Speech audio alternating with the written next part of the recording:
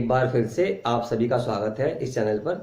अगर आपने चैनल को सब्सक्राइब नहीं किया तो सब्सक्राइब जरूर करें। आपको यहाँ पर एसओएल के एग्जाम की, एनसीआर के एग्जाम की, डीयू के एग्जाम की सभी इन्फॉर्मेशन और अपडेट आपको टाइम टू टाइम मिलती रहेंगी। आज मैं अब हम बात करेंगे इंस्टॉलमेंट पेमेंट सिस्टम की, जो कि सेकंड पार्ट है इस चैप्टर का। पहला पार्ट था हायर परचेज, सेकंड है एंड इंस्टॉलमेंट सिस्टम। तो इंस्टॉलमेंट सिस्टम में और हायर परचेज सिस्टम में कोई बहुत ज्यादा डिफरेंस तो नहीं है, लेकिन थोड़ा डिफरेंस तो है, वो हमें पढ़ना है। In instalment payment system the ownership of the good is passed immediately to the buyer. तो मेन पॉइंट है इसका डिफरेंस का, वो यही है कि in case of instalment payment system ownership is immediately passed to the buyer by signing the agreement. ठीक है, बाय साइनिंग द एग्रीमेंट। आपको याद हो तो हायर परचेज में क्या किया था हमने, एग्रीमेंट साइन किया और सारी किस्तें देनी पड़ेंगी, सारी इंस्टॉलमेंट देनी पड़ेगी। लास्ट इंस्टॉलमेंट देने के बाद आपकी ओनरशिप ट्रांसफर होगी। उसको मैंने नाम दिया था आपका फिजिकल पोजीशन, और आपका क्या बोला था मैं, डॉक्यूमेंटल, या मैंने बोला था इसको बोलेंगे रियल पोजीशन। तो जो फिजिकल पोजीशन है आपका दोनों सिस्टम के अंदर आपको एग्रीमेंट साइन करने के बाद मिल जाता है, लेकिन जो ट्रांसफर ऑफ ओनरशिप होती है वो होती है हायर परचेज में eight the end of the last payment, और यहाँ पर होती है फ्रॉम द बिगिनिंग। तो इन दोनों में मेन डिफरेंस यही है कि यहाँ पर पहली जो हमने किस्त दे दी है, पहली जो आपने कॉन्ट्रैक्ट साइन करके पेमेंट कर दी, डाउन पेमेंट कर दी, उसके बाद से असेट का आपका ओनरशिप वाला राइट उस पर आ जाता है। आप उसको बेच सकते हो, कुछ भी कर सकते हो, लेकिन in case of hire purchase आपको कोई राइट नहीं है उसको बेचने का। ठीक है, तो यहाँ पर यही है बस। बाकी दिखाए देखो आगे साफ साफ, accounting entries under installment payment system and hire purchase system are similar. दोनों में एंट्री सेम है, एंट्री में कोई चेंज नहीं होगा। मैंने आपको बताया फिजिकल पोजीशन दोनों का स्टार्टिंग में ही मिल जाता है, तो एंट्री में कोई प्रॉब्लम नहीं है। ठीक है, फिर भी एक बार छोटा सा वो बता रहा है आपको, तो बुक्स ऑफ बायर में क्या क्या एंट्री होंगी। तो बायर डेबिट करेगा असेट अकाउंट पे, जैसे पहले किया था हमने, फिर फुल कैश प्राइस, और क्रेडिट कर देगा वेंडर अकाउंट को, जो हमने भी पिछले क्वेश्चन में किया था, है ना। आप लोग देख सकते हो मेरा। उसके बाद जो आपका सेलर है वो क्या करेगा, उल्टा करेगा, वो आपको कर देगा क्या, जो आपकी बुक्स है उसके अंदर दिखा देगा मैं आपको, सेलर की बुक्स बुक्स कहाँ है इसमें, मेरा books of seller, seller debit the purchase है, देख लो उल्टा कर दिया उसने, आपको डेबिट कर दिया, है ना, और क्रेडिट कर देगा सेल्स अकाउंट। सारी एंट्री पहले पढ़ी है 12th क्लास के अंदर, है ना। Hire vendor vendor word use करते थे आप, वेंडर असेट आने पे machine account debit to vendor account, है ना। पेमेंट करने पे vendor account debit to cash account. Vendor क्या करता था, सीधा जो आपका है से क्या नाम है उसका, ABC debit to sales account, वो एंट्री करता था सेल्स में। तो वही एंट्री यहाँ पर करनी है आपको, जो बता रहा था मैं आपको। ठीक है, उसके बाद आगे पढ़ लेते हैं। And debits interest expense account with difference between full cash price and installment price. जो आपका कैश प्राइस है और जो आपका इंस्टॉलमेंट प्राइस है, उसका जो डिफरेंस होता है वो इंटरेस्ट होता है, तो उससे वो इंटरेस्ट एक्सपेंस अकाउंट को डेबिट कर देता है। तो हमने इंटरेस्ट सीखी थी अभी। अब नेक्स्ट थिंग जो इम्पोर्टेंट है उसके अंदर, ठीक है, every year interest account is debited and interest account is credited with the interest of current year. ये आपका इंटरेस्ट एक्सपेंशन का मेथड है ना। उसमें क्या किया आपने, वरना हम क्या करते हैं यहाँ पे, हम क्या करते हैं इंटरेस्ट अकाउंट को डेबिट कर देते हैं और वेंडर अकाउंट को क्रेडिट कर देते हैं। ये वाला तरीका भी आप फॉलो कर सकते हैं, दो तरीके हैं करने के। तो हम क्या करते हैं, इंटरेस्ट अकाउंट को डेबिट कर देते हैं, डेबिट इंटरेस्ट अकाउंट डेबिट, और क्रेडिट कर देते हैं वेंडर को, और फिर वेंडर को डेबिट करके बैंक अकाउंट से पेमेंट कर देते हैं। हमने ये वाला तरीका सीखा है ना। तो जो है आपका at the end of the year, ठीक है, तो balance of the vendor account है, it should be shown in the balance sheet. जब आपका साल खत्म हो जाएगा, जो बैलेंस बचा है वेंडर के नाम पे वो हम बैलेंस शीट में दिखा देते हैं, और जो असेट की वैल्यू है लेस डेप्रिसिएशन वो हम दिखा देते हैं अपनी असेट साइड। ठीक है, तो लिखा हुआ है vendor is paid instalment due to him and entry for the depreciation is passed in the usual way. हम अपने एसेट से डेप्रिसिएशन की एंट्री करके उसकी वैल्यू कम करके शो कर देते हैं। ठीक है, और सेलर क्या करता है अपने में, पहला पॉइंट तो बता ही दिया मैंने आपको, तो क्या करता है, and credit the interest to interest expense account. ये जो हमने किया था उसका ये बता रहा है आपको, जो कैश प्राइस का डिफरेंस और इंस्टॉलमेंट प्राइस का डिफरेंस है, उसको वो इंटरेस्ट एक्सपेंस अकाउंट में क्रेडिट कर देता है, ये बता रहा है। ठीक है, seller like the buyer also transfer the amount of interest due from the interest expense account to interest account every year. हर ईयर वो अपने इंटरेस्ट अकाउंट को क्रेडिट कर देता है, जो उसको पैसे मिलते हैं हमारे से। ठीक है, और लास्ट में वही इंटरेस्ट अकाउंट को क्लोज कर देते हैं, ट्रांसफरिंग टू पीएल अकाउंट। हम करते थे क्या, PL account debit to interest account और टू डेप्रिसिएशन अकाउंट, है ना। लेकिन वो क्या करेगा, interest account debit to profit and loss account, क्योंकि उसकी तो वो इनकम है, हमारा तो वो लॉस था, है ना, लॉस में डेबिट किया था, उसकी वो इनकम है, तो वो पीएल अकाउंट पे क्रेडिट करेगा। ये जो बात है आपको ध्यान रखनी है, ठीक है। बाकी तो एंट्री तो वैसी होंगी, ये सब पहले क्वेश्चन में कर चुके हैं। अब जो मेन बात है कि क्या डिफरेंस है हायर परचेज एग्रीमेंट और इंस्टॉलमेंट पेमेंट एग्रीमेंट में, बाद में आपको टेबल भी दिखाऊंगा इसके ऊपर, तो पहले थोड़ी सी बात कर लेते हैं। अभी एग्जाम में आपका आ जाता है थ्योरी में, differentiate between hire purchase system and installment payment system, ठीक है। ये क्वेश्चन थ्योरी का एग्जाम में 7 नंबर में 5 नंबर में आपको मिल जाता है, तो ये देखना है हमारे को अभी। In the hire purchase agreement, it is a contract of bailment coupled with the option to buy the hire purchase goods given to him। अगर आप लोगों ने अभी लॉ नहीं पढ़ा तो लॉ पढ़ना, लॉ में पढ़ा था बेलमेंट। सिंपल सी बात है इसके अंदर कि आपने अपने गुड्स किसी के पास रख दिए और उसके बदले आपने कुछ बेनिफिट ले लिया, तो उसको हम बेलमेंट का वर्ड वहाँ पर यूज कर लेते हैं, ठीक है। तो ये एक क्या है, कॉन्ट्रैक्ट ऑफ बेलमेंट है, जहाँ पर आपने गुड्स दे दिए, उसके बदले आप इंस्टॉलमेंट ले रहे हो, है ना, आप पैसे ले रहे हो, कैश ले रहे हो उससे, ठीक है। तो हायर परचेजर को राइट दे दिया आपने to acquire the goods delivered to him under the agreement, या आप पेमेंट करते जाओ और लास्ट पेमेंट के बाद हम जो आपको सामान दिया हुआ है एज ए बिली, वो हम आपको ट्रांसफर कर देंगे उसकी ओनरशिप, ठीक है। तो by the delivery of the goods to the hire purchaser, the hire vendor merely pass with their position. मैंने पहले बता दिया आपको कि फिजिकल ओनरशिप ट्रांसफर होती है, ना कि रियल ओनरशिप, ठीक है। डॉक्यूमेंट्री ओनरशिप ट्रांसफर नहीं होती, रियल ओनर रहता है उसका हायर वेंडर, जब तक कि लास्ट पेमेंट ना हो जाए, और जो हायर परचेजर है वो जब तक लास्ट पेमेंट नहीं कर देगा ओनर नहीं कराएगा। ये है आपका हायर परचेज एग्रीमेंट, ठीक है। द प्रॉपर्टी और title to the goods is transferred to the hire purchaser on his paying the last installment. ये आपको मैंने बता ही दिया, लास्ट इंस्टॉलमेंट के देने के बाद ही आपकी प्रॉपर्टी ट्रांसफर होती है, उससे पहले नहीं।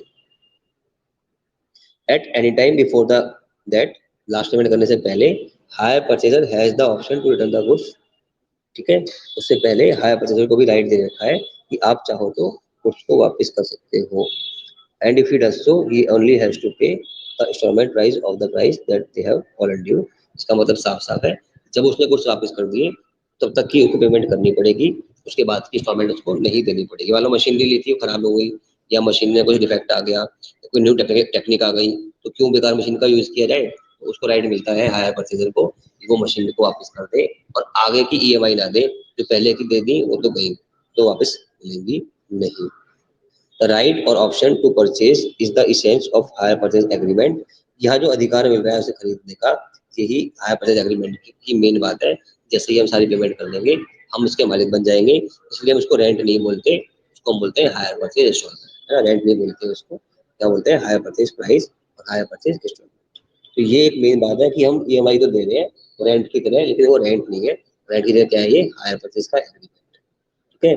And if the buyer default in the payment, then the vendor has the right to take the goods back, it is called repossession, है ना। और अगर आप पेमेंट क्या नाम है नहीं कर पाओगे तो आपके गुड्स वापस ले लिए जाएंगे हायर वेंडर के द्वारा, ठीक है।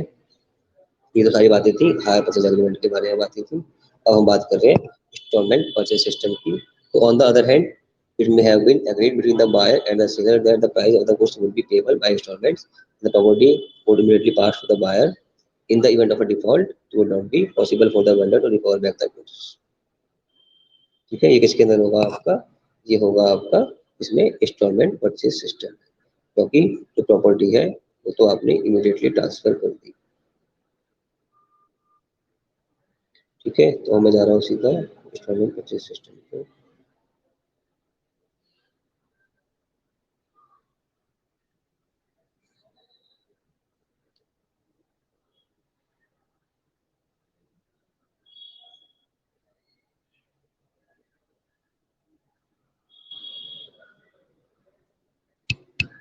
अब हम बात कर रहे हैं आगे, the hire purchase price is always greater than the cash price. तो आपको पता है कि जो कैश प्राइस है उससे ज्यादा आपका हायर परचेज प्राइस होगा, क्योंकि जो इंटरेस्ट है वो भी इसमें आएगा, because it includes interest payable over and above the price of the goods, ठीक है। तो आपको पता ही है कि जो इंटरेस्ट भी उसमें शामिल होता है हायर परचेज प्राइस के, ठीक है।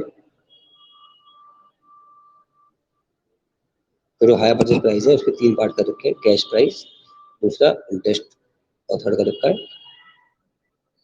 चार्ज फॉर डिफॉल्ट, ठीक है। जो आपके आपके हायर परचेज प्राइस है उसके हमने 3 पार्ट कर रखे हैं यहाँ पे, पहला है कैश प्राइस, दूसरा है इंटरेस्ट, बस थर्ड है इंश्योरेंस या रिस्क प्रीमियम, है ना। आपने कुछ किसी को दे दिए, क्या गारंटी कि आपके पैसे वापस कर देगा वो, कोई गारंटी नहीं होती। तो इस कारण से हम एक प्रीमियम चार्ज कर लेते हैं। इस कारण से हमारा जो हायर परचेज प्राइस है वो कैश प्राइस से ज़्यादा होता है। ये तो कोई ज़्यादा समझने वाली बात है नहीं इसके अंदर।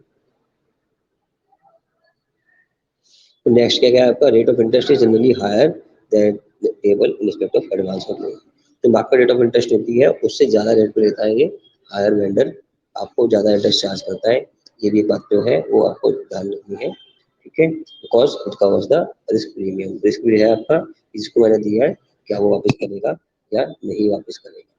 तो बस अब हम फटाफट जा रहे हैं मेन पॉइंट्स ऑफ डिफरेंस पे। एग्जाम में अगर याद ना रहे तो आप खाली ऐसे भी पॉइंट पे लिख के आ सकते हैं, ठीक है। तो पहला है आपका बेसिस ऑफ डिस्टिंक्शन, किस कारण से है डिफरेंस। ये है आपका हायर परचेज का कॉलम, ये है इंस्टॉलमेंट सिस्टम का कॉलम। आपको याद हो तो यहाँ पर जो प्रॉपर्टी इनपुट्स है इमीडिएटली बाय ट्रांसफर नहीं होती, ट्रांसफर होती है by paying the last installment, और यहाँ पर होती है फ्रॉम द फर्स्ट इंस्टॉलमेंट, ठीक है। तो ये शुरू करते हैं क्वेश्चन और इसका सॉल्यूशन। पहला है गवर्निंग एक्ट, कौन सा एक्ट रूल करता है हायर परचेज को। तो दोनों के एक्ट अलग अलग बने हुए हैं। इसका है हायर परचेज एक्ट 1972, ये अलग से पूरा एक्ट है, ठीक है। जबकि इंस्टॉलमेंट सिस्टम का सिंपल सा है सेल ऑफ गुड्स एक्ट, क्योंकि यहाँ पर प्रॉपर्टी इमीडिएटली ट्रांसफर हो जाती है। तो ये सेल ऑफ गुड्स एक्ट 1930 के अंदर कवर होगा, और शायद ही आपके सेकंड सेमेस्टर में आपका है लॉ का पेपर, है ना, पढ़ाता हूँ मैं उसको भी, तो उसमें ये आपको क्लियर हो जाएगा। सेल ऑफ गुड्स एक्ट एक अलग से एक्ट है जो आपको सेकंड ईयर में सेकंड सेमेस्टर में पढ़ना है। उसके बाद next thing, nature of contract, contract का नेचर क्या है। It is an agreement of hiring, ठीक है। यहाँ किराए पर लेने की बात हो रही है, it is an agreement of sale, ठीक है। हालांकि इन रियल टर्म्स ये भी सेलिंग का ही एग्रीमेंट है, लेकिन यहाँ पर क्या है, प्रॉपर्टी ट्रांसफर इमीडिएटली नहीं हुई, तो सारी इंस्टॉलमेंट ट्रांसफर करेंगे उसके बाद ही होगा ट्रांसफर ऑफ प्रॉपर्टी, है ना। इसलिए इसको हम एग्रीमेंट ऑफ हायरिंग बोल रहे हैं, ठीक है। और जबकि वो है एग्रीमेंट ऑफ सेल, क्योंकि आपने एग्रीमेंट करते ही प्रॉपर्टी ट्रांसफर कर दी, पैसे मिले नहीं मिले वो बात की बात है, ठीक है। नंबर 3, पासिंग ऑफ टाइटल, ये आपको बताई दिया मैंने, इसमें इमीडिएटली है, ठीक है, इमीडिएटली है इसके अंदर, इंस्टॉलमेंट पेमेंट सिस्टम के अंदर प्रॉपर्टी इमीडिएटली ट्रांसफर हो जाती है, बट इसमें आफ्टर द लास्ट पेमेंट और लास्ट इंस्टॉलमेंट, जब तक आप लास्ट पेमेंट नहीं करेंगे आपकी प्रॉपर्टी नहीं होगी। यहाँ पर एग्रीमेंट करते ही प्रॉपर्टी आपकी हो जाती है। उसके बाद राइट टू रिटर्न गुड्स यहाँ पर अवेलेबल है आपके पास। द हायरर में return the goods without further payment, तो आपको दे रखा है, बनाया पेमेंट कर दी, नहीं आया नहीं करी, नहीं करी तो क्या होगा, कुछ वापस ले जाएगा और तो कुछ नहीं होगा। बट यहाँ पर अनलेस सेलर डिफॉल्ट, सेलर यानी कि जिसने गुड्स आपको दिए हैं, गुड्स आर नॉट रिटर्नेबल, ये सेल एक बार हो गई, जब तक कोई उसमें ऐसा डिफेक्ट नहीं है तब तक क्या होगा, आपका जो गुड्स है वो वापस नहीं होंगे, ठीक है। क्या होंगे, जो गुड्स है आपके वो वापस नहीं होंगे, लेकिन यहाँ पर आप कभी भी गुड्स को वापस कर सकते हैं।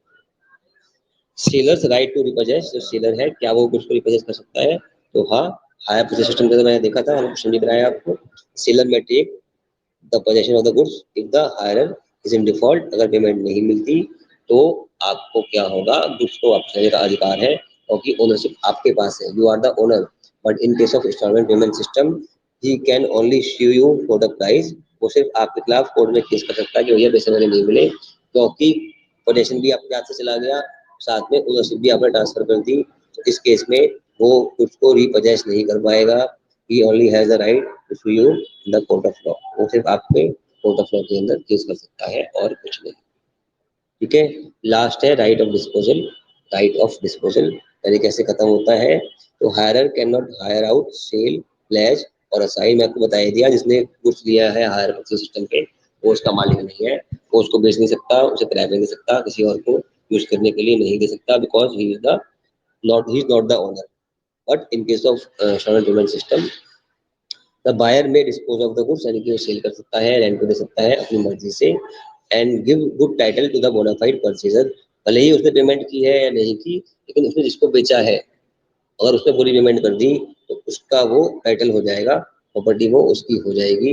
मान लो ए, बी और सी 3 लोग हैं, ए ने बी को प्रॉपर्टी दे दी, ठीक है, 10,000 रुपए के बदले, लेकिन बी ने इसको भी 5,000 रुपए दिए हैं, 5,000 रुपए अभी देने बाकी है, आउटस्टैंडिंग है, तो भले ही आउटस्टैंडिंग है but as per installment payment system be उसका ओनर है और वो सी को बेच सकता है। अब मान लो सी को उसने बेच दी 7,000 रुपये में, है ना, तो अब सी को जो है उसकी पूरी ओनरशिप मिल जाएगी, सी को जो प्रॉपर्टी है उसकी पूरी ओनरशिप मिल जाएगी, भले ही बी उसके 5,000 रुपये दे के या ना दे, इससे सी को मतलब नहीं है। She will have the full right, वही यहाँ पर लिखा हुआ है कि the buyer may dispose of the goods and give good title. Good का मतलब हिसाब साफ है, जिसने पैसे दे दिए भैया वो तो उसका ओनर हो गया, उससे पहले वाले ने दिए नहीं दिए उससे कोई मतलब नहीं है, लेकिन यहाँ पर राइट ही नहीं है ऐसा करने का, यहाँ पर ऐसा करने का कोई डाउट नहीं मिला होगा आपको। ये है आपका difference between hire purchase and installment payment system. फिर भी मैं सारे पॉइंट एक बार ब्रीफ में दोबारा से रिपीट कर देता हूँ। पहला एक्ट है, इसका है आपका हायर परचेज एक्ट 1972, ये है सील ऑफ गुड्स एक्ट 1930 का। यहाँ पर सेल हो रही है, यहाँ सेल नहीं हो रही, यहाँ सिर्फ क्या हो रहा है आपका एक हायर परचेज का एग्रीमेंट है जो पूरा हल होगा लास्ट पेमेंट के बाद। ठीक है, नेचर ऑफ कॉन्ट्रैक्ट कौन सा है, it is an agreement of hiring, यहाँ से फायरिंग की बात हो रही है, किराया देने की बात हो रही है, वहां पर इंस्टेंटली सेल हो जाती है। उसके बाद टाइटल टू गुड्स कब पास होते हैं आपके, immediately in case of instalment payment system और after paying the last instalment under hire purchase system. Right to return goods is available in case of hire purchase system. ठीक है, आपने जब चाहे गुड्स को वापस कर सकते हैं और आगे आपको ईएमआई नहीं देनी पड़ेगी, but in case of installment system you have to use the goods and you cannot repay or return the goods। ठीक है, नेक्स्ट है आपका सेलर राइट टू रिपर्चेस।